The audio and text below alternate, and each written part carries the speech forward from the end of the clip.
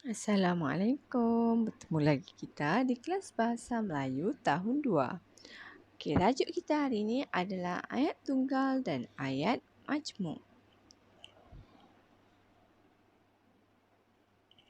Kemahiran kita pada hari ini ialah kemahiran tata bahasa. Standard kandungan pada hari ini adalah 5.3 iaitu memahami dan membina ayat mengikut konteks. Standard pembelajaran pula adalah 5.3.2 iaitu memahami, mengenal pasti dan menggunakan ayat mengikut konteks iaitu ayat tunggal dan ayat majmuk. Objektif pembelajaran, murid dapat membuat banding beza sekurangnya 4 ayat tunggal dan ayat majmuk dengan betul berdasarkan petikan yang dibaca. Mempunyai 2 ayat tunggal atau lebih yang digabungkan dengan kata hubung. Contoh kata hubung adalah atau, dan, lalu. Sebagainya cikgu tambah. Kerana, sambil, bukan sambal ya. Sambil, serta, tetapi, supaya, apabila, manakala, jika dan lalu. Kalau ada kata hubung, ayat tu adalah ayat majmuk. Untuk ayat majmuk. Ayat majmuk adalah gabungan 2 ayat tunggal. Jadi kita tengok ayat tunggal yang diberikan adalah Meling membaca buku. Seterusnya Meling mendengar radio. Digabungkan menjadi ayat majmuk, Meling membaca buku sambil mendengar radio. Jadi kesimpulannya, ayat majmuk adalah ayat yang mempunyai kata hubung. Dan biasanya ayat majmuk lebih panjang berbanding dengan ayat tunggal. Okey, aktiviti 4A. Baca, fahami dan kelompokkan. Ini di muka surat 89. Tajuknya, buat baik dibalas baik. Ayah membawa Seha ke kedai buku. Ayah menunggu di dalam kereta. Seorang wanita serta 2 orang anak kecilnya juga memasuki kedai itu. Seha menahan pintu lalu memberikan laluan kepada wanita itu. Kemudian Seha mengambil beberapa alat tulis. Dia membawa barangan itu ke kaunter tetapi dia tidak dapat membuat bayaran. Dia tidak dapat membayar kerana wangnya tidak mencukupi. Wanita tadi menghampiri Seha lalu membayar untuk Seha. Seha mengucapkan terima kasih sambil tersenyum riang. Dia teringat akan kata-kata ibunya. Kata ibu, buat baik dibalas baik. Okey, kita tengok bahagian bawah. Kelompokkan mengikut jenis ayat. Okey, cikgu akan buat satu-satu. Cikgu akan buat ayat tunggal dulu. Okey, untuk ayat tunggal, kita lihat balik petikan di atas. Okey, kita tengok ayat yang pertama. Ayah membawa Seha ke kedai buku. Ada tak? Itu adalah ayat tunggal. Sebab apa? Ayah adalah subjek.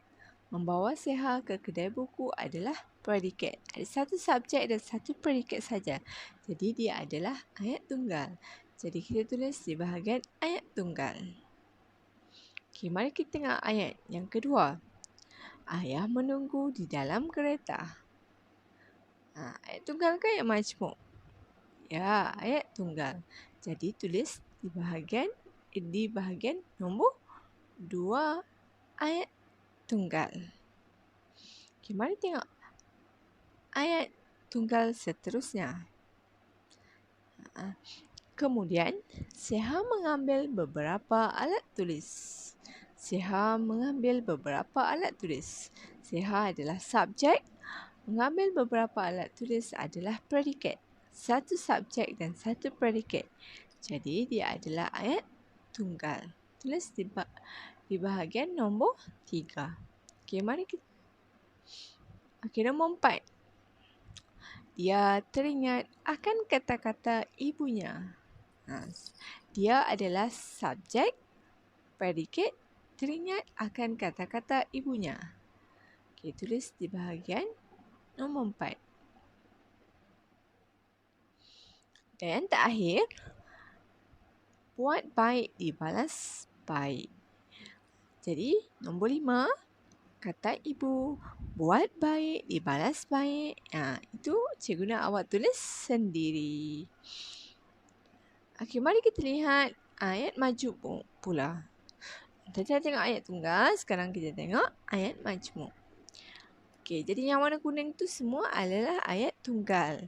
Jadi untuk membezakan ayat tunggal dan ayat majmuk, cikgu gunakan warna lain.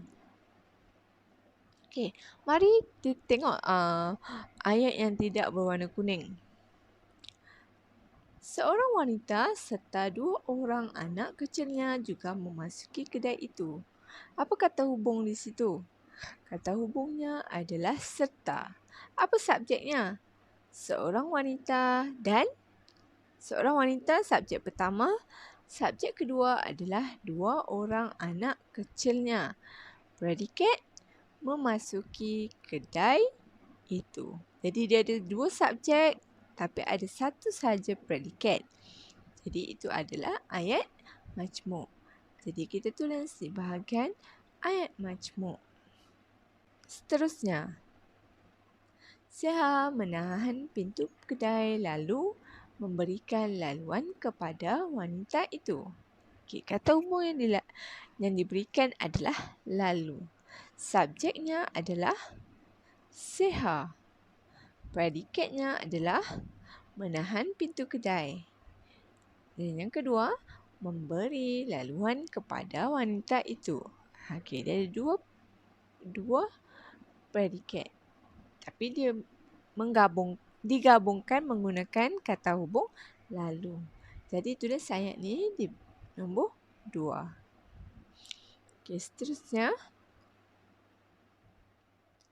Dia membawa barangan itu ke kaunter, tetapi dia tidak dapat membuat bayaran. Okey, kata hubung yang digunakan adalah tetapi. Jadi tulis ayat ni di nombor 3. Okey. Seterusnya, dia tidak dapat membayar kerana wangnya tidak mencukupi. Kata hubung yang digunakan adalah kerana.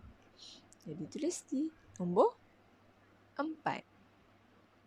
Dan yang terakhir, okey, ni wanita tadi menghampiri Siha lalu membayar untuk Siha. Kata hubung yang digunakan adalah lalu. Nombor 5 ni cikgu nak awak tulis sendiri. Okey, jadi macam mana akhirnya jadual kita? Okey, cikgu tunjuk. Okey, ini adalah jadual. Di bawah lah, sepatutnya jadual ni berada di bahagian bawah dan begini awak perlu tulis. Okey, nombor 5 untuk ayat tunggal dan ayat majmuk cikgu nak awak buat sendiri. Tapi cikgu dah warnakan ayat nombor 5 tu. Dengar arahan cikgu dan tulis mengikut arahan. Okey, setakat itu saja untuk hari ini. InsyaAllah kita jumpa lagi. Assalamualaikum.